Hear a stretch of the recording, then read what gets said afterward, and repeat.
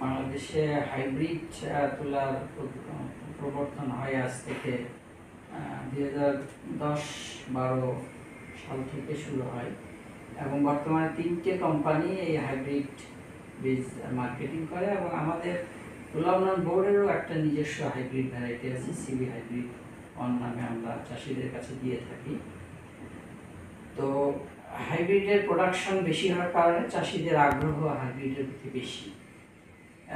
এবং আপনারা জানেন যে আমাদের কৃষি মন্ত্রণালয়ের বীজ বিধিমালা এবং বীজ আইন আছে এবং এর আওতায় আসলে বিভিন্ন যে নতুন জাত, বিভিন্ন ফসলের বিভিন্ন যে জাতগুলি আমরা মাঠে দেওয়া হয়,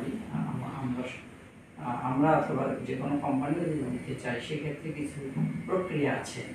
সেই প্রক্রিয়াগুলি অবলম্বন করে এটা মাঠে নিতে হয়।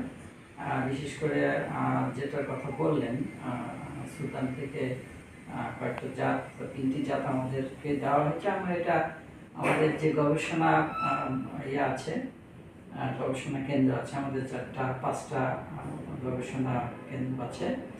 এইখানে আমরা এই জাতগুলি প্রতি বছরই আমরা করি। এগুলো বিভিন্ন কোম্পানি যে নতুন নতুন জাত নিয়ে আসে, এগুলো প্রথমে ট্রায়াল দিতে হয়। ট্রায়াল দেওয়ার পরে এটা ওই যে বীজ বিধিমালার যে প্রক্রিয়াগুলি আছে সেই প্রক্রিয়া অনুযায়ী কৃষি মন্ত্রণালয় বীজ উইং মূলত এটার অনুমোদন দেন। আমরা এই ট্রায়ালের রিপোর্টগুলি যখন সাবমিট করি তখন ওই প্রক্রিয়ার মাধ্যমে এটা করতে হয়। তো এগুলো সব প্রক্রিয়াগুলি খুব ওয়েল ডিফাইন। এটা আমরা এখনো পাবো না, এটা এখনো তো ফলন আমাদের এখনো শেষ হয়নি। এটা মার্চের নাগাদ বা মার্চের শেষের দিকে আমরা ফাইনাল রেজাল্টটা পাবো আশা করছি। তারপর এটা সায়েন্টিফিক ওয়েতে করা হয়, ট্রায়ালের মাধ্যমে করা হয়।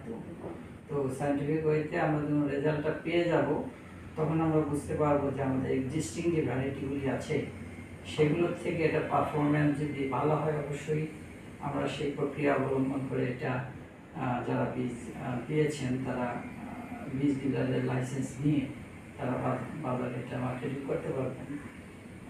এটাই প্রক্রিয়া।